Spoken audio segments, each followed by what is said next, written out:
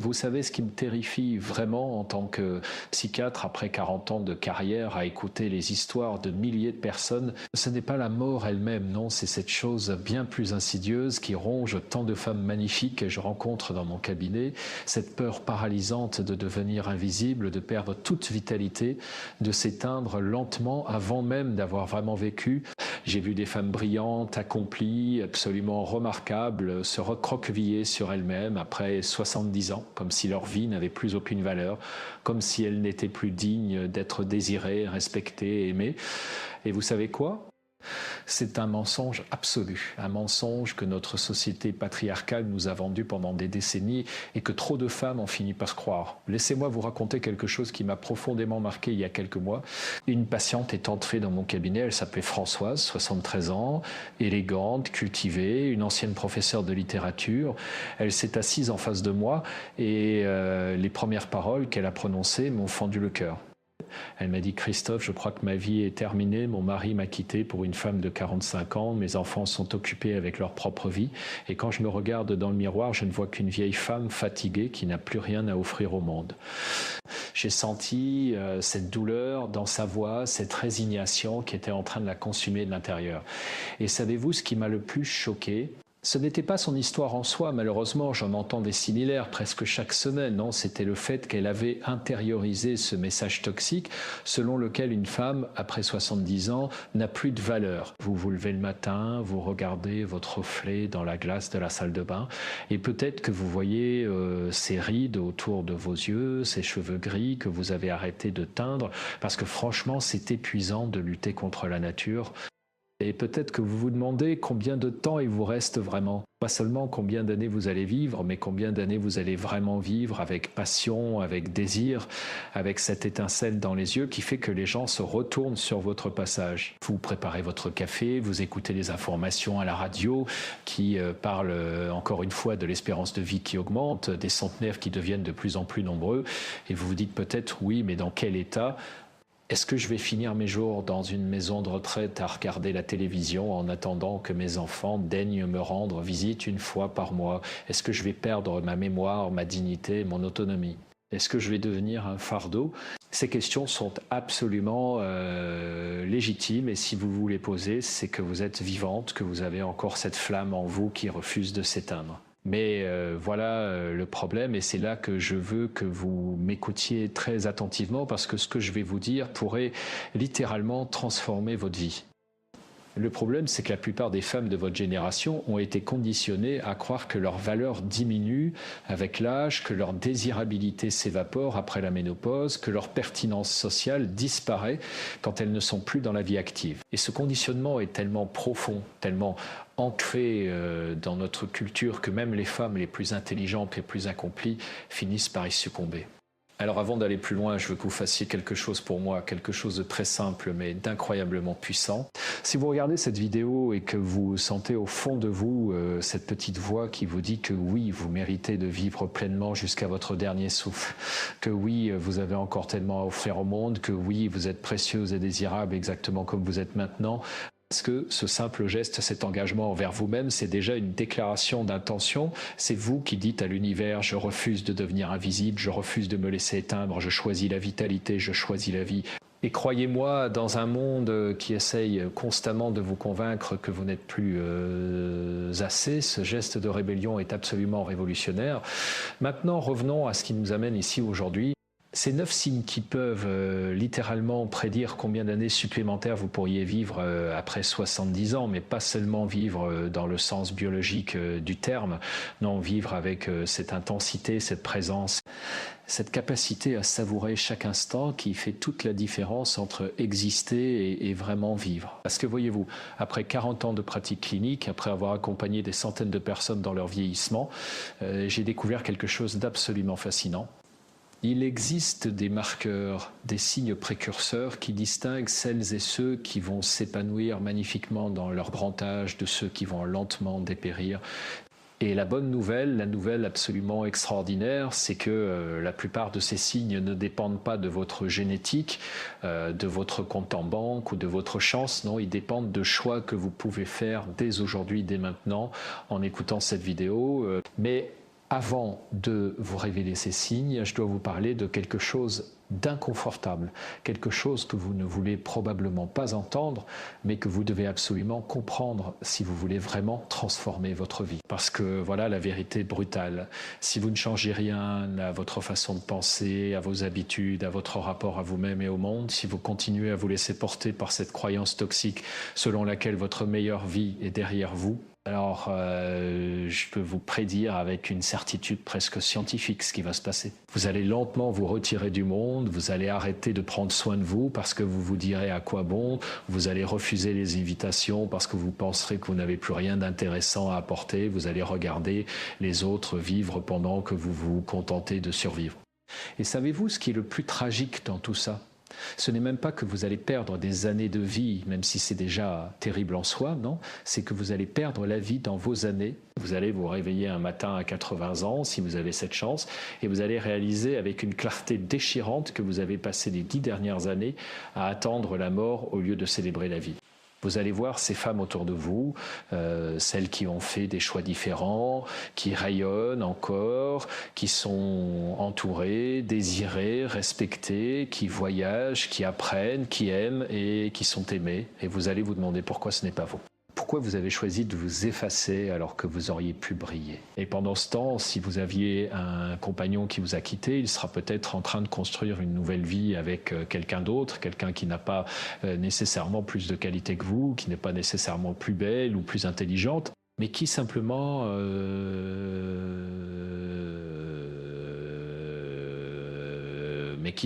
a choisi de rester vivante, vibrante, présente. Et vos enfants, vos petits-enfants, ils vous aimeront toujours, bien sûr, mais seront-ils inspirés par vous? Est-ce qu'ils se diront « je veux vieillir comme ma mère, comme ma grand-mère, avec cette grâce, cette vitalité, cette joie de vivre » ? Ou est-ce qu'ils vous verront comme un avertissement, comme l'exemple de ce qu'il ne faut surtout pas devenir? Je sais que ces mots sont durs, je sais que peut-être en ce moment même vous ressentez un pincement au cœur, peut-être même une certaine colère contre moi, mais comprenez bien, je ne vous dis pas tout ça pour vous blesser, je vous le dis parce que je vous respecte trop pour vous mentir, parce que j'ai vu trop de femmes extraordinaires gâcher leurs plus belles années par manque de conscience, par résignation, par cette croyance absurde qu'elle n'avait plus le droit d'exiger la plénitude. Et je refuse, vous m'entendez, je refuse catégoriquement de vous laisser rejoindre cette statistique tragique des femmes qui meurent bien avant leur mort physique. Parce que voilà ce que la recherche est plus récente en gérontologie et en psychologie positive nous révèle, et je parle ici d'études scientifiques rigoureuses, pas de pseudosciences ou de pensées magiques. Votre état d'esprit, votre engagement dans la vie, votre capacité à maintenir des connexions sociales profondes, votre curiosité intellectuelle, votre rapport à votre corps, tout cela a un impact absolument déterminant non seulement sur la durée de votre vie, mais surtout sur la qualité de vos années. Une étude longitudinale menée sur plus de 7000 personnes pendant 25 ans a démontré que les individus qui maintiennent un sentiment de purpose, de but dans la vie, après 70 ans, vivent en moyenne 7 années de plus que ceux qui se sentent inutiles. 7 années. Vous vous rendez compte? 7 années supplémentaires simplement parce qu'ils ont trouvé une raison de se lever le matin. Mais attendez, parce que ça devient encore plus intéressant et encore plus urgent. Ces 7 années supplémentaires ne sont pas 7 années de déclin, de dépendance, de souffrance. Non, ce sont 7 années de vie active, engagée, satisfaisante, parce que les mêmes facteurs qui prolongent votre vie sont aussi ceux qui améliorent votre santé cognitive, votre bien-être émotionnel. C'est comme si la vie vous récompensait pour avoir choisi de rester présente, de rester engagée, de rester vivante. Et à l'inverse, les personnes qui se retirent du monde, qui perdent leur sentiment d'utilité, qui s'isolent socialement, non seulement elles meurent plus tôt, mais elles passent leurs dernières années dans un état de déclin accéléré.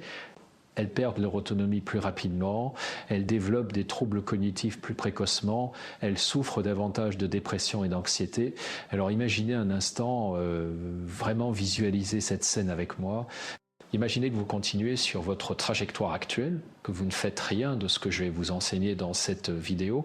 Dans 5 ans, vous aurez probablement réduit encore davantage votre cercle social parce que sortir vous semblera trop fatigant, trop compliqué. Vous aurez peut-être pris encore quelques kilos parce que bouger vous demandera trop d'efforts. Et de toute façon, à quoi bon? Votre mémoire commencera à vous jouer des tours, pas parce que c'est inévitable, mais parce que vous n'aurez pas suffisamment stimulé votre cerveau. Vous passerez de plus en plus de temps seul devant la télévision à regarder la vie des autres au lieu de vivre la vôtre. Et chaque jour qui passe, vous sentirez cette énergie vitale s'échapper de vous goutte à goutte comme un sablier qui se vide inexorablement. Dans 10 ans, si vous atteignez 80 ans, vous serez peut-être devenu cette personne que vous ne vouliez jamais devenir, celle qui se plaint constamment de ses douleurs, de sa solitude, de l'ingratitude du monde, celle dont les enfants redoutent les appels téléphoniques parce qu'ils savent que ce sera encore une litanie de reproches et de négativité. Celle qui regarde les photos de sa jeunesse avec une nostalgie amère en se disant que c'était mieux avant, que tout est foutu maintenant. Et le pire dans tout ça, ce qui me brise vraiment le cœur quand je vois ça dans mon cabinet, c'est que cette femme-là aurait pu être complètement différente. Elle aurait pu être rayonnante, inspirante, désirable, vivante. Mais elle a fait des choix, ou plutôt elle a laissé la vie faire des choix pour elle. Et maintenant, il est trop tard. Non, attendez, je retire ce que je viens de dire parce que c'est justement le mensonge le plus pernicieux de tous. Il n'est jamais trop tard. Vous m'entendez ? Il n'est jamais trop tard tant que vous êtes vivante, tant que vous pouvez m'écouter en ce moment même. Parce que votre cerveau a cette capacité extraordinaire qu'on appelle la neuroplasticité, cette capacité à créer de nouvelles connexions neuronales, à se réorganiser, à apprendre et à changer même à 80-90 ans. Votre corps a cette capacité remarquable à se régénérer, à se renforcer, à retrouver de la vitalité si vous lui donnez les bonnes conditions. Et votre cœur, votre capacité à aimer et à être aimé, à créer des liens profonds et significatifs, cette capacité-là ne vieillit jamais. Elle peut même s'approfondir avec l'âge si vous ne la laissez pas s'atrophier. Mais voilà le problème. Et c'est là que je veux vraiment que vous compreniez l'urgence de la situation. Chaque jour qui passe sans que vous preniez les bonnes décisions, chaque semaine où vous vous laissez aller à cette résignation toxique, chaque mois où vous choisissez le repli sur soi plutôt que l'engagement dans la vie, tout cela crée des habitudes, des schémas neuronaux, des croyances qui deviennent de plus en plus difficiles à modifier. C'est comme une pente glissante. Au début, vous pouvez encore vous rattraper facilement, mais plus vous descendez, plus il devient difficile de remonter. Et il arrive un moment, un point de non-retour où le déclin devient irréversible, non pas parce que c'est biologiquement inévitable, mais parce que psychologiquement, vous avez abandonné. J'ai vu ça tellement de fois, des femmes qui arrivent dans mon cabinet à 75-80 ans, complètement effondrées, me disant qu'elles veulent changer, qu'elles veulent retrouver cette joie de vivre. Mais quand je commence à leur proposer des stratégies concrètes, elles me sortent toutes les excuses du monde. C'est trop difficile à mon âge, mes enfants vont penser que je suis ridicule, je n'ai pas l'énergie pour ça, c'est trop tard pour moi.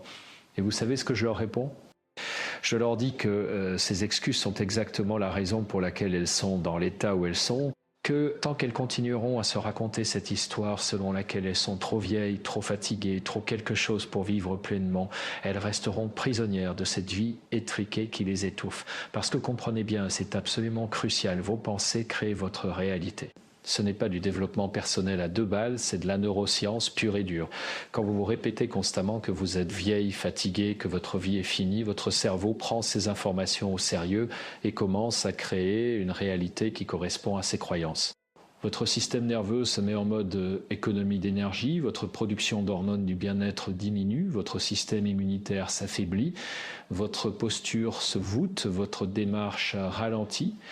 Et les gens autour de vous, consciemment ou inconsciemment, captent ces signaux et commencent à vous traiter comme une vieille dame fragile, ce qui renforce encore davantage votre croyance initiale. C'est un cercle vicieux absolument dévastateur. Mais la bonne nouvelle, la nouvelle absolument merveilleuse qui devrait vous remplir d'espoir en ce moment même, c'est que ce cercle vicieux peut devenir un cercle vertueux. Si vous commencez à changer vos pensées, vos croyances, votre rapport à vous-même et à la vie, votre cerveau va commencer à créer une nouvelle réalité. Votre système nerveux va se revitaliser, votre production d'hormones du bien-être va augmenter, votre système immunitaire va se renforcer, votre posture va se redresser, votre démarche va retrouver de l'élan. Et les gens autour de vous vont commencer à vous voir différemment, à vous traiter différemment, ce qui va encore renforcer votre nouvelle identité de femme vibrante et vivante. C'est magique, sauf que ce n'est pas de la magie, c'est de la science. Alors, maintenant que vous comprenez l'urgence de la situation, maintenant que vous réalisez que chaque jour compte, que chaque choix que vous faites aujourd'hui détermine la qualité de vos prochaines années, laissez-moi vous révéler ces 9 signes qui distinguent les femmes qui vont s'épanouir magnifiquement après 70 ans de celles qui vont lentement dépérir. Et surtout, je vais vous donner des stratégies concrètes, pratiques, que vous pouvez commencer à appliquer dès aujourd'hui pour cultiver ces signes dans votre propre vie. Parce que ce n'est pas une conférence théorique que je vous offre ici, c'est un manuel de survie, un guide pratique pour transformer vos prochaines décennies en la période la plus riche et la plus satisfaisante de votre existence. Le premier signe, et c'est probablement le plus important de tous, celui qui à lui seul peut prédire avec une précision remarquable votre longévité et votre qualité de vie, c'est votre capacité à maintenir des relations sociales profondes et authentiques, pas des centaines d'amis sur Facebook, pas des connaissances superficielles avec qui vous échangez des banalités sur la météo. Non, je parle de vraies connexions humaines, de personnes avec qui vous pouvez être vulnérable, avec qui vous pouvez partager vos peurs, vos rêves, vos doutes, vos joies. Des personnes qui vous connaissent vraiment et qui vous aiment pour ce que vous êtes, rides et cheveux gris inclus. Les recherches sont absolument formelles sur ce point et je parle ici de l'étude Harvard sur le développement adulte, la plus longue étude jamais réalisée sur le bonheur et la santé, qui a suivi des centaines de personnes pendant plus de 80 ans. Savez-vous quelle est la conclusion principale de cette étude monumentale? Ce ne sont ni la richesse, ni la célébrité, ni le travail acharné qui nous rendent heureux et en bonne santé tout au long de notre vie. Ce sont les bonnes relations. Les personnes qui sont les plus connectées socialement à leur famille, à leurs amis, à leur communauté sont plus heureuses, en meilleure santé physique et vivent plus longtemps que les personnes moins bien connectées. Et voici ce qui est absolument fascinant. La qualité de vos relations proches est un meilleur prédicteur de votre santé et de votre longévité que votre taux de cholestérol. Vous vous rendez compte? Avoir 3 amis vraiment proches avec qui vous avez des conversations significatives régulièrement est plus important pour votre santé que de surveiller ce que vous mangez. Évidemment, je ne suis pas en train de vous dire de vous gaver de pâtisserie et d'ignorer votre alimentation, mais je veux que vous compreniez à quel point les connexions humaines sont vitales, littéralement vitales pour votre survie et votre épanouissement. Mais voilà le problème que je constate chez tellement de femmes de votre génération. Après 70 ans, après la retraite, après que les enfants ont quitté la maison, après parfois un divorce ou le décès d'un conjoint, beaucoup se retrouvent progressivement isolés. Les collègues de travail disparaissent, les anciennes amies déménagent ou ont leurs propres problèmes de santé, la famille est occupée et petit à petit le cercle social se rétrécit jusqu'à devenir minuscule. Et au lieu de réagir, au lieu de créer activement de nouvelles connexions, beaucoup de femmes se résignent à cette solitude en se disant que c'est normal, que c'est comme ça quand on vieillit. Non, non et non. Ce n'est pas normal et ce n'est certainement pas inévitable. Savez-vous ce qui est normal? C'est que créer et maintenir des relations demande des efforts, de la vulnérabilité, du courage, surtout quand on a été blessé, déçu, trahi. C'est tellement plus facile de se replier sur soi, de se dire que les gens sont décevants, que ce n'est pas la peine de faire des efforts. Mais cette facilité-là, c'est celle qui mène droit vers le déclin et la mort prématurée. Alors qu'est-ce que vous allez faire concrètement dès aujourd'hui pour cultiver ce premier signe vital? Premièrement, je veux que vous fassiez un inventaire honnête de vos relations actuelles. Prenez une feuille de papier et notez les noms des personnes avec qui vous avez eu une conversation vraiment significative au cours du dernier mois.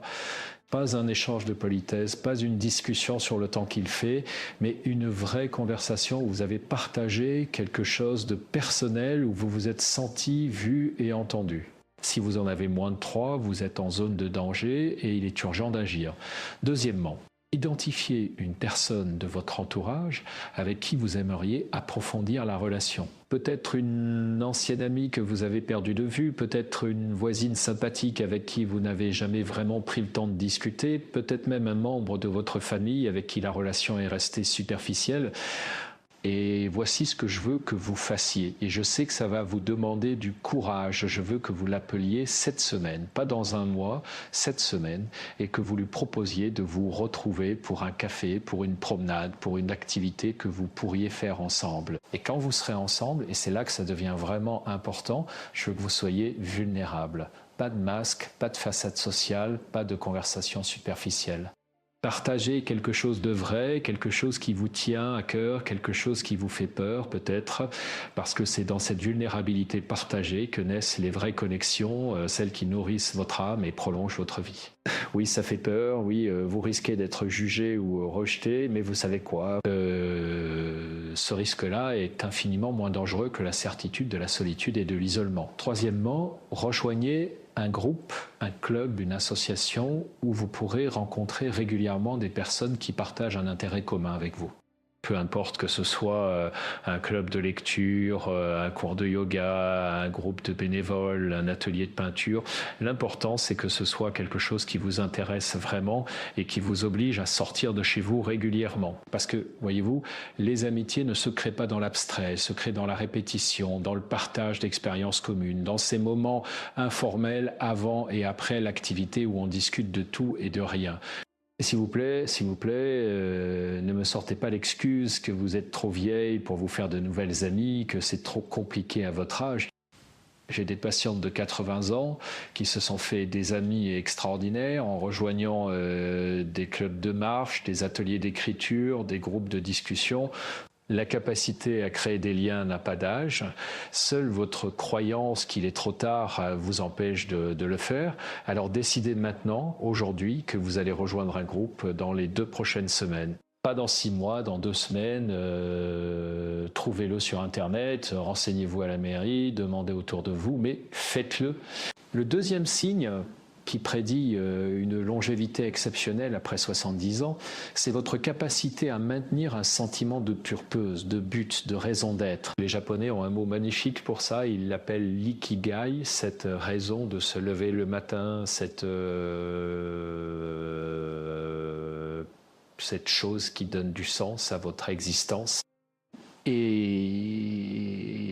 les recherches montrent de façon absolument claire que les personnes qui ont un ikigai fort vivent significativement plus longtemps et en meilleure santé que celles qui se sentent inutiles ou sans but. Pensez-y un instant. Quand vous vous réveillez le matin, est-ce que vous avez hâte de commencer votre journée parce qu'il y a quelque chose qui vous attend, quelque chose qui compte pour vous, quelque chose où vous sentez que vous apportez une contribution unique ? Ou est-ce que vous vous réveillez en vous demandant comment vous allez remplir les longues heures qui s'étendent devant vous ? Est-ce que vous avez cette étincelle d'excitation quand vous pensez à votre journée ou est-ce que vous ressentez plutôt une lourde résignation ? Et je veux être très clair sur quelque chose parce que je sens que certaines d'entre vous sont en train de se dire « Mais Christophe, j'ai élevé mes enfants, j'ai travaillé pendant 40 ans, j'ai fait ma part, maintenant j'ai le droit de me reposer, de ne rien faire. » Et vous avez absolument raison, vous avez le droit de faire ce que vous voulez de votre vie.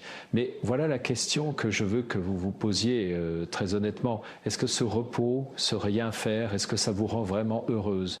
Est-ce que ça nourrit votre âme ? Est-ce que vous vous sentez épanouie, vivante, satisfaite ? Ou est-ce qu'au fond de vous, il y a cette petite voix qui vous murmure que vous êtes en train de gâcher un temps précieux, que vous avez encore tellement à offrir, tellement à accomplir ? Ce que voyez-vous, le repos, c'est merveilleux quand ça vient après l'effort, quand c'est une pause régénératrice avant de repartir vers quelque chose qui vous tient à cœur. Mais le repos permanent, l'inactivité chronique, ça ce n'est pas du repos, c'est de la résignation déguisée. Et votre corps, votre cerveau, votre âme savent faire la différence. Quand vous n'avez aucun but, aucun projet, aucune raison de vous lever le matin, à part remplir le temps jusqu'au prochain repas ou la prochaine émission de télévision. Votre organisme tout entier reçoit le message que vous n'êtes plus nécessaire, que votre rôle est terminé, qu'il peut commencer à ralentir, à s'éteindre. Et je ne suis pas en train d'inventer ça, les études sur le sujet sont absolument claires. Une recherche publiée dans le Lancet a suivi plus de 7000 personnes pendant 9 ans et a découvert que celles qui avaient un fort sentiment de purpose avaient 50% moins de risque de mourir pendant cette période que celles qui n'en avaient pas. 50%. C'est énorme, c'est plus puissant que n'importe quel médicament, que n'importe quel traitement médical. Et ce qui est encore plus remarquable, c'est que cet effet protecteur était particulièrement fort chez les personnes de plus de 65 ans. Alors qu'est-ce qui pourrait être votre ikigai, votre raison d'être à ce stade de votre vie? Et s'il vous plaît, ne me dites pas que vous n'en avez pas, que vous ne savez pas, que c'est trop tard pour trouver un but. Parce que votre but n'a pas besoin d'être grandiose. Vous n'avez pas besoin de sauver le monde ou de créer une entreprise révolutionnaire. Votre but peut être aussi simple que de transmettre vos connaissances en faisant du tutorat auprès d'enfants en difficulté, de créer de la beauté en cultivant un jardin magnifique, de préserver l'histoire familiale en écrivant vos mémoires pour vos petits-enfants, de soulager la souffrance en faisant du bénévolat auprès de personnes isolées. Ce qui compte, ce n'est pas l'ampleur de votre contribution, c'est le fait que vous sentiez que ce que vous faites a du sens, que ça compte pour quelqu'un, que le monde serait légèrement moins bien si vous ne le faisiez pas.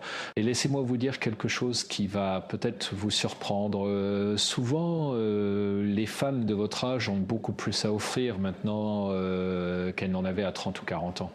Parce que vous avez accumulé une sagesse, une expérience, une perspective que seules les années peuvent apporter. Vous avez survécu à des épreuves, vous avez surmonté des défis, vous avez appris des leçons que les jeunes générations ont désespérément besoin d'entendre. Mais au lieu de partager cette richesse, au lieu de la mettre au service du monde, trop de femmes la gardent enfermée en elles, persuadées que personne ne s'y intéresse, que leur expérience n'a plus de valeur dans ce monde moderne qui change si vite. Et c'est là une des plus grandes tragédies de notre société, ce gâchis monumental de sagesse et d'expérience qui pourrait transformer des vies, mais qui reste inutilisé parce que nous avons créé une culture qui valorise uniquement la jeunesse et la nouveauté. Alors voici ce que je veux que vous fassiez concrètement pour cultiver ce deuxième signe vital. Premièrement, prenez le temps de réfléchir à ce qui vous passionne vraiment, à ce qui vous fait vous sentir vivante. Parce que vous pensez que vous devriez aimer, parce que ce qui impressionnerait les autres, mais ce qui fait vibrer votre cœur, peut-être que c'est la nature, peut-être que c'est l'art, peut-être que c'est d'aider les autres, peut-être que c'est transmettre vos connaissances, peut-être que c'est créer quelque chose de vos mains. Identifiez cette flamme en vous, aussi petite soit-elle, et nourrissez-la. Deuxièmement, trouvez un moyen concret de mettre cette passion au service des autres. Parce que voyez-vous, le vrai sens ne vient jamais de ce que nous faisons uniquement pour nous-mêmes. Il vient de notre contribution au monde, de la différence que nous faisons dans la vie des autres. Si vous aimez la lecture, devenez bénévole dans une bibliothèque ou lisez des histoires aux enfants dans les écoles. Si vous aimez cuisiner, organisez des ateliers pour transmettre vos recettes familiales. Si vous avez une expertise professionnelle, offrez du mentorat aux jeunes qui débutent dans ce domaine. Si vous aimez la nature, impliquez-vous dans la protection de l'environnement local. Et troisièmement, créez-vous un projet qui vous engage sur le long terme, quelque chose qui va vous demander des mois ou même des années à accomplir. Peut-être écrire un livre, peut-être créer un jardin extraordinaire, peut-être apprendre une nouvelle langue, peut-être documenter l'histoire de votre famille, peut-être créer une œuvre d'art. L'important, c'est que ce projet soit suffisamment ambitieux pour vous donner une raison de vous lever chaque matin avec de l'enthousiasme, mais pas tellement écrasant que vous abandonniez avant même de commencer. Le troisième signe qui distingue celles qui vont s'épanouir après 70 ans, c'est votre capacité à maintenir une curiosité intellectuelle active. Votre cerveau est comme un muscle, si vous ne l'utilisez pas, il s'atrophie. Et les recherches en neurosciences sont absolument formelles sur ce point. Les personnes qui continuent à apprendre, à découvrir, à stimuler leur intellect tout au long de leur vie ont des taux significativement plus bas de déclin cognitif et de démence. Une étude fascinante menée par des chercheurs de l'Université de Californie a suivi des milliers de personnes âgées pendant plusieurs années et a découvert que celles qui s'engageaient régulièrement dans des activités intellectuellement stimulantes, comme la lecture, les jeux de stratégie, L'apprentissage de nouvelles compétences avait jusqu'à 63% moins de risques de développer la maladie d'Alzheimer. 63%. C'est absolument considérable. Votre engagement intellectuel est littéralement un bouclier protecteur contre le déclin cognitif. Mais voilà ce que je constate chez tellement de femmes après la retraite. Elles arrêtent d'apprendre. Elles se contentent de regarder la télévision, de faire des mots croisés faciles, de lire des romans légers qui ne les challengent pas vraiment. Elles restent dans leur zone de confort intellectuel, elles arrêtent de se confronter à des idées nouvelles, à des perspectives différentes, à des défis cognitifs. Et progressivement, insidieusement, leur vivacité d'esprit diminue. Elles commencent à oublier des choses, à avoir du mal à suivre des conversations complexes, à se sentir dépassées par le monde moderne. Et au lieu de réagir en stimulant davantage leur cerveau, elles se résignent en se disant que c'est normal, que c'est l'âge, qu'on ne peut rien y faire. Mais c'est faux, c'est complètement faux. Votre cerveau à 70, 80, même 90 ans est encore capable de créer de nouvelles connexions neuronales, d'apprendre de nouvelles compétences, de se développer. On appelle ça la neuroplasticité et c'est une des découvertes les plus extraordinaires des neurosciences modernes. Votre cerveau ne se fiche pas à un certain âge, il continue à évoluer en fonction de comment vous l'utilisez. Alors, comment allez-vous cultiver ce troisième signe vital? Premièrement, engagez-vous à apprendre quelque chose de complètement nouveau, quelque chose qui vous fait un peu peur parce que ça vous semble difficile. Peut-être une nouvelle langue, peut-être un instrument de musique, peut-être la peinture, peut-être la programmation informatique, peut-être l'histoire de l'art. L'important, c'est que ce soit suffisamment challengeant pour que votre cerveau doit vraiment travailler, créer de nouvelles connexions, se développer. Et ne me dites pas que vous êtes trop vieille pour apprendre, que votre cerveau n'est plus aussi performant qu'avant. Oui, peut-être que vous apprendrez un peu plus lentement qu'à 20 ans, et alors, vous n'êtes pas en compétition avec qui que ce soit. Ce qui compte, c'est le processus d'apprentissage lui-même. C'est l'effort que fait votre cerveau pour intégrer de nouvelles informations et cet effort-là est exactement ce qui le maintient jeune et vigoureux. Deuxièmement, diversifiez vos sources d'informations et exposez-vous à des idées qui challengent vos croyances. Lisez des livres qui vous font réfléchir, regardez des documentaires sur des sujets que vous ne connaissez pas, écoutez des podcasts qui présentent des perspectives différentes des vôtres, sortez de votre bulle de confort intellectuel, parce que c'est dans cette confrontation avec la nouveauté, avec la différence, avec la complexité que votre cerveau reste alerte et flexible. Troisièmement, engagez-vous dans des conversations intellectuellement stimulantes, rejoignez un club de lecture où on discute vraiment des livres en profondeur, participez à des débats, à des conférences, à des ateliers de réflexion. Entourez-vous de personnes qui vous font réfléchir, qui vous challengent intellectuellement, qui ne sont pas d'accord avec vous sur tout. Parce que c'est dans ces échanges dynamiques que votre pensée s'affine, se développe, reste vivante. Le quatrième signe, et celui-là est absolument crucial, mais tellement négligé, c'est votre rapport à votre corps et votre niveau d'activité physique. Je sais, vous en avez marre qu'on vous dise qu'il faut bouger, faire de l'exercice, rester active, mais laissez-moi vous expliquer quelque chose que la plupart des gens ne comprennent pas. L'activité physique, après 70 ans, n'est pas une question d'esthétique, de perdre du poids ou d'avoir un corps de mannequin. Non, c'est littéralement une question de survie et de qualité de vie. Les recherches montrent que les personnes qui maintiennent une activité physique régulière après 70 ans ont des taux de mortalité significativement plus bas, mais surtout, et c'est ça qui est vraiment important, elles maintiennent leur autonomie beaucoup plus longtemps. Elles peuvent continuer à faire leurs courses, à s'habiller seules, à se déplacer librement, à vivre de façon indépendante, alors que celles qui deviennent sédentaires perdent progressivement leur mobilité, leur force, leur équilibre et finissent par devenir dépendantes des autres pour les gestes les plus basiques de la vie quotidienne. Et savez-vous ce qui est le plus tragique dans tout ça ? Ce n'est pas que ces femmes sont devenues dépendantes à cause d'une maladie grave ou d'un accident. Non, c'est simplement parce qu'elles ont arrêté de bouger, parce qu'elles se sont dit qu'elles étaient trop vieilles pour faire de l'exercice, que c'était trop fatigant, trop risqué, trop tard. Et progressivement, leurs muscles se sont atrophiés, leurs os se sont fragilisés, leur équilibre s'est détérioré jusqu'à ce qu'elles ne puissent plus faire les choses les plus simples sans aide. Mais voici la bonne nouvelle absolument extraordinaire. Il n'est jamais trop tard pour inverser ce processus. Une étude remarquable a pris des personnes de 80 et 90 ans qui n'avaient fait aucun exercice depuis des années et les a mises sur un programme de musculation progressive. Savez-vous ce que s'est passé? En quelques semaines seulement, ces personnes ont gagné en force musculaire, en équilibre, en mobilité. Certaines qui utilisaient une canne ont pu s'en passer. D'autres qui avaient besoin d'aide pour se lever d'une chaise ont retrouvé leur autonomie. Leur qualité de vie s'est transformée simplement parce qu'elles ont recommencé à solliciter leur corps. Alors, qu'est-ce que je veux que vous fassiez concrètement? Premièrement, bougez tous les jours, même si ce n'est que 15 minutes, marchez, dansez, jardinez, faites du yoga doux, nagez, peu importe l'activité du moment que vous bougez votre corps.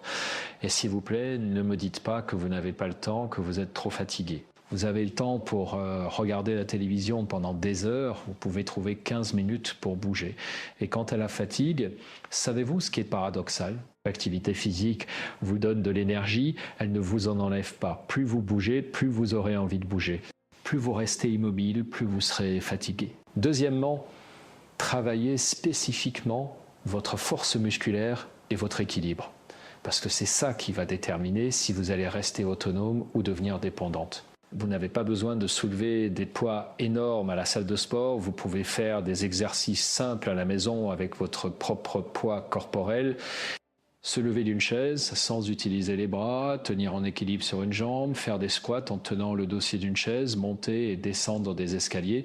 Ces exercices simples, faits régulièrement, peuvent littéralement transformer votre vie. Troisièmement, et c'est peut-être le plus important, changez votre rapport à votre corps. Arrêtez de le voir comme un ennemi qui vous trahit, qui vieillit, qui ne fait plus ce que vous voulez. Commencez à le voir comme votre allié le plus précieux, comme ce véhicule extraordinaire qui vous a porté pendant toutes ces années et qui peut encore vous porter pendant de nombreuses années si vous en prenez soin. Remerciez votre corps pour tout ce qu'il fait pour vous, même les choses les plus basiques comme respirer, digérer, vous permettre de bouger. Traitez-le avec respect, avec tendresse, avec gratitude. Le cinquième signe qui prédit une longévité exceptionnelle, c'est votre capacité à gérer le stress et à cultiver la résilience émotionnelle. Parce que voyez-vous, la vie ne devient pas nécessairement plus facile après 70 ans. Vous allez faire face à des pertes, au décès d'amis proches, peut-être de votre conjoint, à des problèmes de santé, à des changements que vous n'avez pas choisis. Et ce qui va déterminer si vous allez vous épanouir ou vous effondrer, ce n'est pas l'absence de difficultés, c'est votre capacité à les traverser sans vous laisser détruire par elles. Les recherches en psychologie positive montrent clairement que la résilience, cette capacité à rebondir après les épreuves, n'est pas un trait de caractère fixe avec lequel on est ou pas. Non, c'est une compétence qui se développe, qui se cultive, qui s'apprend. Et les personnes résilientes vivent non seulement plus longtemps, mais surtout elles vivent mieux, avec moins de dépression, moins d'anxiété, plus de satisfaction de vie. Alors comment développer cette résilience ? Premièrement, pratiquer la pleine conscience, cette capacité à être présente à ce qui est là maintenant sans vous laisser emporter par vos pensées catastrophiques sur le futur ou vos ruminations sur le passé. Quand vous sentez l'anxiété monter, quand vous vous surprenez à ressasser vos regrets ou à vous inquiéter de ce qui pourrait arriver, ramenez votre attention à l'instant présent, sentez vos pieds sur le sol, observez votre respiration, regardez vraiment ce qui vous entoure.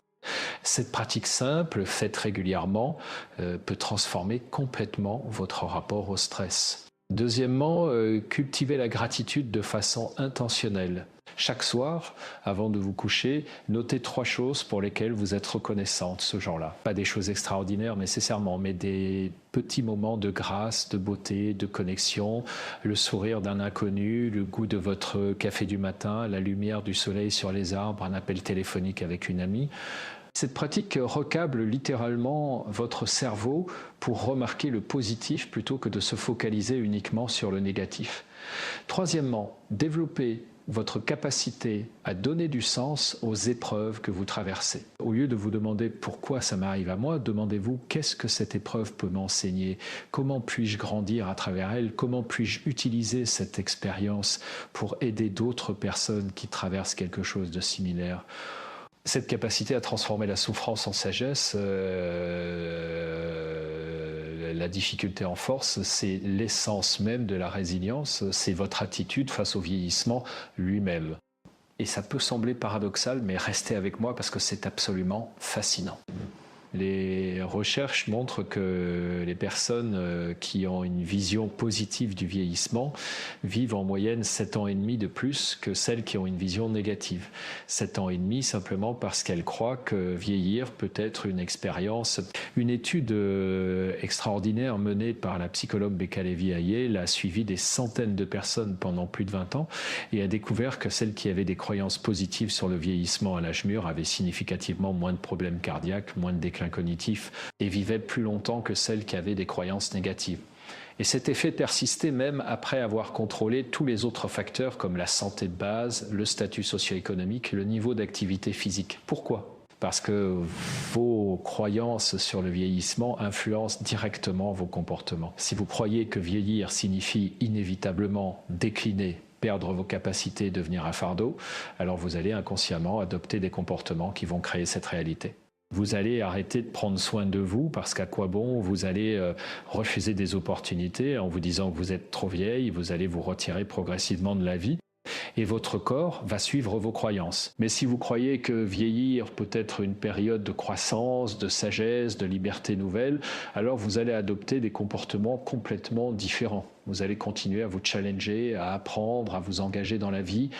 Et votre corps va répondre à cette attitude positive en restant plus vigoureux, plus résilient, plus vivant.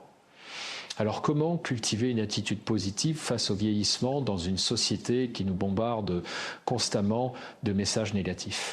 Premièrement, devenez consciente des stéréotypes agistes que vous avez intériorisés. Remarquez quand vous vous dites « je suis trop vieille pour ça » ou « c'est normal à mon âge » ou « je ne peux plus faire ça maintenant », challengez ces pensées automatiques. Est-ce vraiment vrai ou est-ce juste une croyance limitante que vous avez absorbée de la société ? Deuxièmement, cherchez activement des modèles de vieillissement positifs. Entourez-vous de personnes qui vieillissent magnifiquement, qui restent engagées, passionnées, vivantes. Lisez des biographies de personnes qui ont accompli des choses extraordinaires après 70 ans. Nourrissez votre imagination avec des images de ce que pourrait être votre propre vieillissement épanoui. Troisièmement, focalisez-vous sur les gains du vieillissement plutôt que uniquement sur les pertes. Oui, vous avez peut-être perdu la police de vos 20 ans, mais vous avez gagné une sagesse, une profondeur, une liberté que vous n'aviez pas à l'époque. Oui, vous n'avez peut-être plus l'énergie physique débordante de votre jeunesse, mais vous avez une clarté sur ce qui compte vraiment dans la vie que seules les années peuvent apporter. Célébrez ces gains, honorez-les, partagez-les. Le 7e signe qui distingue celles qui vont s'épanouir, c'est votre capacité à maintenir une vie affective et même sexuelle satisfaisante. Et je sais que c'est un sujet dont on ne parle pas beaucoup quand il s'agit des femmes de plus de 70 ans, comme si le désir, l'intimité, la sensualité disparaissaient magiquement à un certain âge. Mais c'est un mensonge absolu et dangereux. Les recherches montrent que les personnes qui maintiennent une vie affective et intime satisfaisante après 70 ans ont une meilleure santé mentale, moins de dépression, un système immunitaire plus fort. Et oui, elles vivent plus longtemps parce que l'intimité, la tendresse, le toucher, le désir, tout cela libère des hormones qui sont absolument vitales pour votre bien-être physique et émotionnel. L'ocytocine, la dopamine, les endorphines, tous ces messagers chimiques qui vous font vous sentir vivante, connectée, désirable. Mais voilà ce qui se passe pour tellement de femmes après 70 ans, surtout si elles ont perdu leur partenaire ou si elles sont divorcées, elles se résignent à une vie sans intimité, sans tendresse, sans toucher. Elles se disent que c'est normal, que cette partie de leur vie est terminée, que de toute façon personne ne les désirerait maintenant.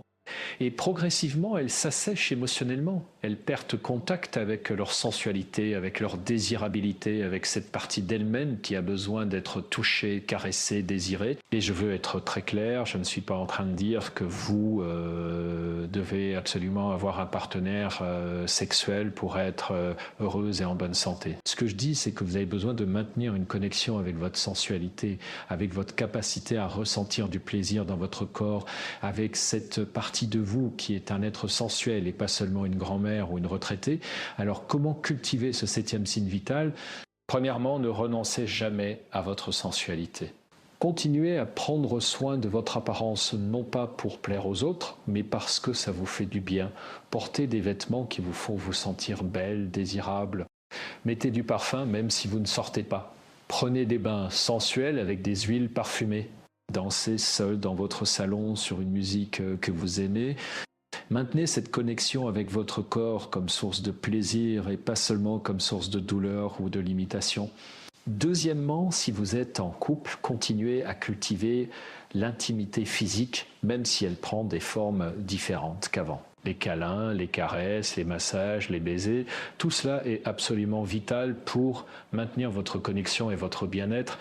Ne laissez pas la routine ou la pudeur vous éloigner physiquement l'un de l'autre. Et si vous rencontrez des difficultés physiques, parlez-en à votre médecin, explorez des solutions, ne vous résignez pas. Troisièmement, si vous êtes seul et que vous désirez une relation, ne vous fermez pas à cette possibilité en vous disant que c'est trop tard, que personne ne voudrait de vous. Il y a des milliers d'hommes et de femmes de votre âge qui cherchent aussi une connexion, une intimité, une compagnie. Osez vous mettre en situation de rencontrer, que ce soit par des sites de rencontres pour seniors, par des activités sociales, par votre réseau d'amis. Et surtout, surtout, croyez que vous êtes désirable parce que c'est cette croyance-là qui va rayonner de vous et attirer les bonnes personnes. Le 8e signe qui prédit une longévité exceptionnelle, c'est votre capacité à rester flexible et à vous adapter aux changements. Parce que voyez-vous, le vieillissement amène inévitablement des changements, certains que vous allez choisir, d'autres qui vont vous être imposés. Et ce qui va déterminer votre qualité de vie, ce n'est pas l'absence de changement, c'est votre capacité à vous y adapter avec grâce plutôt qu'avec résistance et amertume. Les personnes qui vieillissent bien sont celles qui savent lâcher prise sur ce qui n'est plus possible tout en embrassant de nouvelles possibilités. Elles ne passent pas leur temps à se lamenter sur ce qu'elles ont perdu, sur comment c'était mieux avant. Non. Elles acceptent ce qui est, elles font leur deuil de ce qui n'est plus et elles se tournent vers ce qui peut encore être. Cette flexibilité psychologique est absolument déterminante. Je pense à une de mes patientes, Martine, qui à 75 ans a dû arrêter la randonnée en montagne qu'elle adorait à cause de problèmes de genoux. Elle aurait pu se lamenter, se résigner, abandonner toute activité physique. Au lieu de ça, elle a découvert la natation puis l'aquagym et elle m'a dit « Christophe, je ne peux plus marcher en montagne, mais j'ai découvert un plaisir que je ne connaissais pas, cette sensation de légèreté dans l'eau, cette liberté de mouvement. Voilà la flexibilité dont je parle. » Alors, comment développer cette flexibilité? Premièrement, pratiquez le lâcher-prise sur ce que vous ne pouvez pas contrôler. Acceptez que certaines choses vont changer, que votre corps ne sera plus jamais celui de vos 30 ans, que certaines personnes vont disparaître de votre vie, que le monde va continuer à évoluer d'une façon qui parfois vous déroute. Accepter ne veut pas dire aimer ou approuver, ça veut dire arrêter de lutter contre ce qui est et libérer votre énergie pour ce que vous pouvez effectivement influencer. Deuxièmement, cultivez une attitude de curiosité face au changement plutôt qu'une attitude de résistance. Quand quelque chose change dans votre vie, au lieu de vous dire « oh non, encore un problème », demandez-vous qu'est-ce que ce changement pourrait m'apporter de nouveau, quelle opportunité pourrait-ce que chercher là-dedans. Cette simple réorientation de votre attention peut transformer complètement votre expérience. Troisièmement, continuez à essayer de nouvelles choses, à sortir de votre zone de confort, à vous surprendre vous-même. Parce que chaque fois que vous faites quelque chose de nouveau, vous prouvez à votre cerveau que vous êtes encore capable de vous adapter, d'apprendre, de grandir. Cette preuve renforce votre sentiment d'efficacité personnelle, votre confiance en votre capacité à faire face à ce que la vie vous envoie. Et maintenant, nous arrivons au 9e et dernier signe, celui qui en quelque sorte englobe tous les autres, c'est votre capacité à vivre dans le présent plutôt que dans le passé ou dans l'anxiété du futur. Parce que voyez-vous, tellement de personnes âgées passent leur temps soit à ressasser le passé avec nostalgie ou regret, soit à s'inquiéter du futur avec anxiété et peur.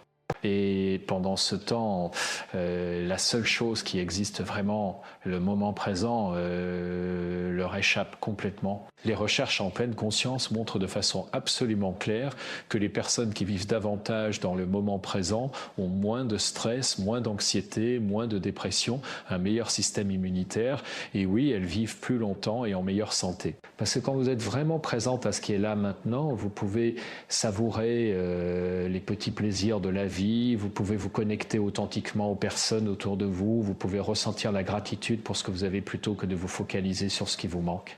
Mais être présent, vraiment présent, c'est une compétence qui se développe. Ce n'est pas quelque chose qui arrive naturellement, surtout dans notre société moderne qui nous encourage constamment à être ailleurs, dans nos pensées, dans nos écrans, dans nos préoccupations. Alors comment cultiver cette présence? Premièrement, pratiquez la méditation de pleine conscience, même si ce n'est que 5 minutes par jour. Asseyez-vous confortablement, fermez les yeux et portez simplement votre attention sur votre respiration. Quand votre esprit s'évade vers vos pensées, et il le fera constamment au début, ramenez-le doucement à votre respiration sans vous juger. Cette pratique simple, faite régulièrement, va progressivement entraîner votre cerveau à rester présent. Deuxièmement, créez des moments de présence intentionnelle dans votre journée. Quand vous buvez votre café, le matin, vraiment, buvez votre café, sentez l'arôme, goûtez chaque gorgée, ressentez la chaleur de la tasse dans vos mains. Quand vous vous promenez, vraiment promenez-vous, regardez les arbres, écoutez les oiseaux, sentez l'air sur votre peau. Transformez les activités ordinaires en moments de présence consciente. Troisièmement, pratiquez la gratitude pour ce qui est là maintenant, plutôt que de vous focaliser sur ce qui manque ou ce qui pourrait mal tourner. Chaque matin, en vous réveillant, avant même de sortir du lit, prenez un moment pour ressentir de la gratitude pour le simple fait d'être en vie, d'avoir un nouveau jour devant vous, d'avoir encore des possibilités. Cette pratique matinale va orienter toute votre journée vers le positif. Voilà, mes chers amis, ces 9 signes qui peuvent littéralement prédire et influencer combien d'années supplémentaires vous allez vivre après 70 ans et surtout comment vous allez les vivre. Des relations sociales profondes et authentiques, un sentiment de purpose et de raison d'être, une curiosité intellectuelle active, un engagement physique régulier, une résilience émotionnelle face au stress, une attitude positive face au vieillissement, une vie affective et sensuelle satisfaisante, une flexibilité face au changement et une capacité à vivre dans le moment présent. Et maintenant, je veux que vous compreniez quelque chose de vraiment crucial. Ces 9 signes ne sont pas des traits de caractère figés avec lesquels vous êtes né ou pas. Ce ne sont pas des privilèges réservés à quelques chanceuses. Non, ce sont des compétences, des habitudes, des choix que vous pouvez commencer à cultiver dès aujourd'hui, dès maintenant, peu importe où vous en êtes actuellement dans votre vie. Peut-être qu'en écoutant cette vidéo, vous avez réalisé que vous n'avez presque aucun de ces signes dans votre vie en ce moment. Peut-être que vous vous sentez isolé socialement, sans but, sédentaire, résigné, anxieuse. Et peut-être que vous vous dites que c'est trop tard, que c'est trop difficile, que vous ne savez pas par où commencer. Mais écoutez-moi bien.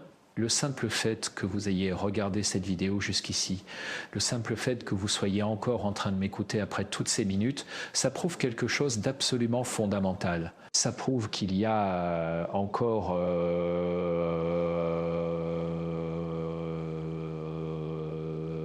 cette flamme, cette partie de vous qui refuse de se résigner, qui veut encore vivre pleinement, qui croit que c'est possible. Et cette flamme-là, aussi petite soit-elle en ce moment, c'est tout ce que cette âme mécanique était bâtonnée. Parce que le changement ne se fait pas d'un coup, en transformant toute votre vie du jour au lendemain. Le changement se fait par petits pas, par petites décisions quotidiennes qui s'accumulent et qui finissent par créer une transformation massive. Alors voici ce que je veux que vous fassiez maintenant, tout de suite après avoir terminé cette vidéo. Je veux que vous choisissiez un seul de ces 9 signes, celui qui vous parle le plus, celui où vous sentez que vous avez le plus besoin de progresser. Un seul. Et je veux que vous vous engagiez à faire une seule action concrète cette semaine pour cultiver ce signe dans votre vie. Une seule action. Si vous choisissez les relations sociales, peut-être que votre action sera d'appeler une amie que vous avez perdue de vue et de l'inviter à prendre un café. Si vous choisissez le purpose, peut-être que votre action sera de vous renseigner sur les opportunités de bénévolat dans votre région. Si vous choisissez l'activité physique, peut-être que votre action sera de vous inscrire à un cours de yoga doux ou de commencer à marcher 15 minutes chaque matin. Si vous choisissez la curiosité intellectuelle, peut-être que votre action sera d'acheter un livre sur un sujet qui vous fascine ou de vous inscrire à un cours en ligne. Une seule action, mais une action concrète, mesurable, que vous allez vraiment faire cette semaine. Pas dans un mois, pas quand vous vous sentirez prête cette semaine, parce que c'est dans l'action que se trouve la transformation, pas dans l'intention, pas dans la réflexion, dans l'action. Et quand vous aurez fait cette première action, quand vous aurez prouvé à vous-même que vous êtes capable de changer, alors vous pourrez en ajouter une autre, puis une autre, et progressivement vous allez construire une vie qui nourrit tous ces 9 signes vitaux. Et je veux que vous compreniez quelque chose d'absolument essentiel. En faisant ce travail, en cultivant ces signes dans votre vie, vous ne faites pas que prolonger votre espérance de vie de quelques années. Non, vous êtes en train de transformer fondamentalement la qualité de chaque jour qui vous reste à vivre. Vous êtes en train de choisir la vitalité plutôt que la résignation, la connexion plutôt que l'isolement, la croissance plutôt que le déclin, la vie plutôt que la simple survie. Et savez-vous ce qui est le plus beau dans tout ça ? En faisant ce choix pour vous-même, vous devenez aussi un modèle inspirant pour toutes les femmes autour de vous. Vos filles, vos petites filles, vos amies, elles vont vous regarder et se dire voilà comment je veux vieillir avec cette grâce, cette vitalité, cette joie de vivre. Vous allez leur montrer qu'une femme de 70, 80, 90 ans peut encore être désirable, pertinente, puissante, vivante. Et dans un monde qui essaye constamment de nous convaincre que les femmes perdent leur valeur avec l'âge, votre simple existence épanouie devient un acte de rébellion, une déclaration politique, une inspiration pour des générations. Alors s'il vous plaît, ne gâchez pas les années précieuses qui vous restent à vivre. Ne les passez pas dans la résignation, dans la plainte, dans l'attente passive de la fin. Vous méritez tellement mieux que ça. Vous méritez de vivre chaque jour avec intensité, avec présence, avec gratitude. Vous méritez d'être entouré de personnes qui vous aiment et vous apprécient.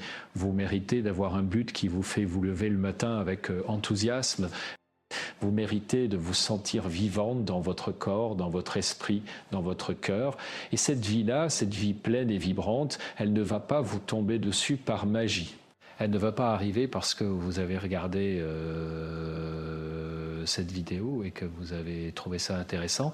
Non, elle va arriver parce que vous allez faire des choix différents, parce que vous allez prendre des actions concrètes, parce que vous allez vous engager envers vous-même à ne plus accepter une vie à moitié vécue. Je sais que c'est difficile, je sais que ça demande du courage, je sais que vous allez rencontrer des résistances, des doutes, des moments où vous allez vouloir abandonner et retourner dans votre zone de confort, même si cette zone de confort est en réalité profondément inconfortable. Et je veux que vous sachiez que vous n'êtes pas seul dans ce voyage. Il y a des milliers de femmes comme vous qui font ce même choix, qui refusent de se résigner, qui choisissent la vitalité. Et je veux aussi que vous sachiez que je crois en vous. Je crois en votre capacité à transformer votre vie, peu importe votre âge, peu importe d'où vous partez. Parce que j'ai vu ce miracle se produire tellement de fois dans mon cabinet, des femmes qui arrivent complètement effondrées, résignées, convaincues que leur vie est finie, et qui quelques mois plus tard rayonnent, qui ont retrouvé cette étincelle dans les yeux, qui sont à nouveau engagées dans la vie avec passion et enthousiasme. Si elles ont pu le faire, vous pouvez le faire aussi. Vous avez en vous toutes les ressources nécessaires, toute la force, toute la sagesse, toute la résilience dont vous avez besoin. Il suffit de faire ce premier pas, de prendre cette première décision, de poser cette première action, et puis une autre, et puis une autre. Et avant même que vous vous en rendiez compte, vous serez devenue cette femme que vous rêviez d'être, cette femme vibrante, vivante, inspirante, qui vieillit magnifiquement. Alors voilà, nous arrivons à la fin de ce long voyage ensemble et j'espère de tout mon cœur que ces mots ont résonné en vous, qu'ils ont réveillé quelque chose, qu'ils vous ont donné de l'espoir et surtout qu'ils vont vous pousser à l'action. Parce que rappelez-vous, l'information sans action ne sert à rien. Vous pouvez connaître tous les secrets de la longévité, tous les signes vitaux, toutes les stratégies, mais si vous ne les appliquez pas, si vous ne les intégrez pas dans votre vie quotidienne, rien ne changera. Alors je vous en supplie, ne faites pas partie de ces personnes qui regardent des vidéos, qui lisent des livres, qui hochent la tête en se disant oui c'est intéressant et qui puis retournent à leurs vieilles habitudes sans rien changer. Soyez celle qui prend ce qu'elle a appris et qui le met en pratique. Soyez celle qui ose, qui essaye, qui se trompe peut-être mais qui continue. Soyez celle qui refuse de se résigner, qui choisit la vie jusqu'à son dernier souffle. Parce que voyez-vous, la vraie tragédie, ce n'est pas de mourir, c'est de ne jamais avoir vraiment vécu. Et vous avez encore tellement de temps pour vivre, pour aimer, pour créer, pour grandir, pour inspirer, pour faire une différence. Ne gâchez pas ce temps précieux, chérissez-le, honorez-le, utilisez-le pleinement. Et si vous avez trouvé de la valeur dans cette vidéo, si elle vous a touché, inspiré, challengé, alors s'il vous plaît, partagez-la avec d'autres femmes qui pourraient en avoir besoin. Parce que nous sommes tellement plus fortes ensemble quand nous nous soutenons mutuellement, quand nous nous inspirons les unes les autres, quand nous refusons collectivement d'accepter les limitations que la société essaie de nous imposer. Ensemble, nous pouvons créer une nouvelle vision du vieillissement féminin, une vision où les femmes de 70, 80, 90 ans sont célébrées pour leur sagesse, leur beauté, leur vitalité, leur contribution. Une vision où vieillir n'est pas synonyme de déclin mais d'épanouissement, pas de perte mais de gain, pas de fin mais de continuation magnifique. Et cette vision commence avec vous, avec le choix que vous allez faire aujourd'hui. Alors, choisissez bien, choisissez la vie, choisissez la vitalité, choisissez vous-même, vous le méritez absolument. Prenez soin de vous, mes chers amis, et souvenez-vous que chaque jour est un cadeau, une opportunité de vivre pleinement, d'aimer profondément, d'être vraiment vous-même. Ne laissez personne, pas même vous-même, vous convaincre du contraire.